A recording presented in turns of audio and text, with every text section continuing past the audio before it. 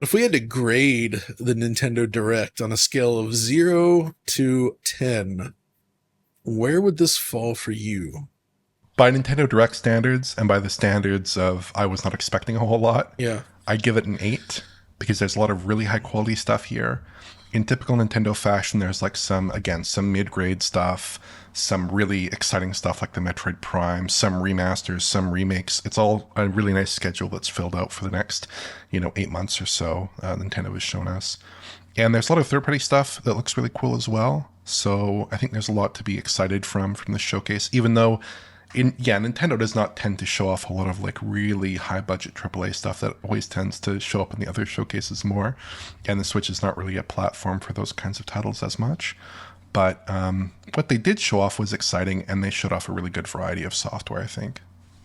I would agree. I would also give it an 8 for that very reason, only reserving 9s and 10s for like the absolute, just like the most insane ones that likely don't really happen anymore. But I gotta save it just in case. But this was a very good showing. A lot of stuff I did not expect. I think people were like, "Oh yeah, maybe we'll finally get that Wind Waker and Twilight Princess HD re-release again." And Yeah. then it's like, "Nope, here's a brand new Zelda game instead." I'll take Yeah, it. I'll take I it. think the new Zelda game is definitely preferable, but I also think with Nintendo there probably is a It's bit only of a game playing here it's only a where matter of they have time. these they have these titles. Who knows what state they're in? Maybe they're actually, they're rumors that they're I, fully I developed, bet they're obviously. done. Yeah, but they have certain release timings and certain release windows where they want to fill a spot, and they'll put out the Legend of Zelda Wind Waker HD or the Legend of Zelda Twilight Princess HD, or who knows, Xenoblade Chronicles X is another game people are excited for, want to see come back, That's never starting up on coming. the Wii U. I'm putting my Never money on it. coming. That Well, is maybe. never getting a Switch port. Yeah, yeah. It's over. It's too Perhaps late. not. It's too late. Yeah, yeah. But that's kind of how Nintendo tends to operate. So like, I was hoping for a re-release of Donkey Kong Country Returns for quite a while, and they're doing that all of a sudden. But in January 2025, they're really God, padding up their schedule like that. So there's that's just really how Nintendo tends to operate. the one caveat for Switch 2 though, the more I think about it, is like they had so much to pull from for the Wii U. Since the Wii U was a failure, it was easy enough to bring games over to Switch. But they've run the gamut. There's not much left. I mean, other than Xenoblade Chronicles Cross or X or whatever it is, uh, I feel like they've managed to bring over just about everything else at this point. Hmm.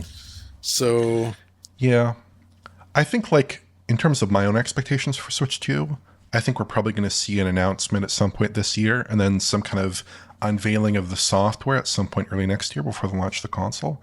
And I'd probably expect a pretty busy first year, but yeah, it does seem like a situation where maybe they'll have one or two big heavy hitters.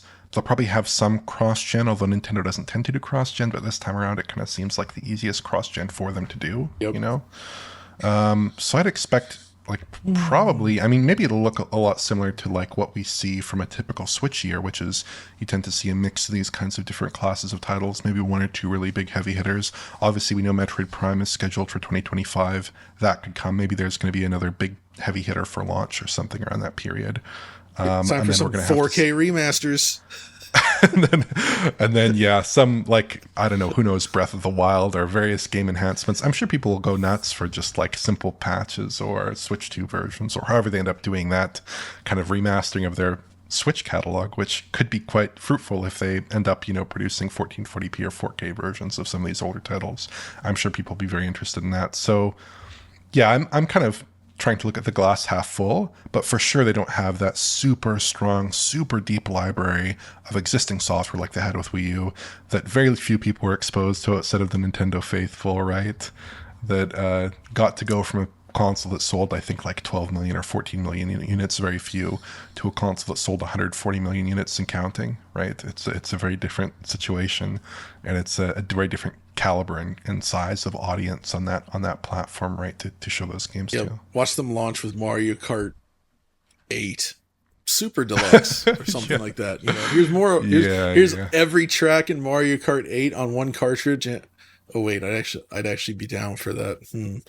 No, I would like to. I don't know what they can do for Mario Kart 9. Really, like it's a tough one, but I hope they come up with something because I would like to see more actual brand new from the ground up Mario Kart stuff. I think I could leave Smash though. You know, I Yeah. would be happy if they, I think they'll probably make a new one, but I would be happy if they just never made another Smash Brothers game. I just don't feel it's necessary at this point unless they have something radically different to offer. Yeah, I think they do need to put out a Smash just by virtue of the fact that it probably sells a gazillion copies. I'm sure. For Mario Kart, yeah, I mean it's been just over 10 years since the last major Mario Kart Yes. game. That's a long time. And the last Mario Kart game, I mean, we didn't even really get a Switch exclusive Mario Kart Nope. because we had Nope. just the Wii U game refreshed and then revitalized with 48 extra tracks thanks to the booster course One more frame per second. pack. And yeah, not running at 59 FPS, thankfully, which was an extremely annoying issue on the Wii U It really version. was, So, yeah. yeah, I'd expect like probably, pick a name out of a hat. Maybe it's some Mario, maybe it's some Mario Kart, maybe it's who knows, F-Zero. I'd love another F-Zero. That's not going to happen, but I'd love another F-Zero. I'm predicting a new Mario game at launch, and then I suspect Metroid Prime will be like a later 2025 game. Yeah, that would make a lot of cross-gen. sense. And that would look a lot like the Switch's lineup, right? Where you had Breath of the Wild on day one, and then you had Big game later, Mario Odyssey. Right. I think yes. Metroid would not be a great launch title in retrospect because the Japanese market is still very important to Nintendo, and FPS, even if it's great, it just doesn't do it for the Japanese audience to the same degree. Yes. And I even have a good friend of mine who gets motion sick from it. He's never been able to enjoy Metroid Prime, and I cry for them every day because they missed out on one of the greatest things ever. But still, yeah. I do hope at least that they can find a larger market than usual for Metroid with Metroid Prime 4, but we'll have to wait and see.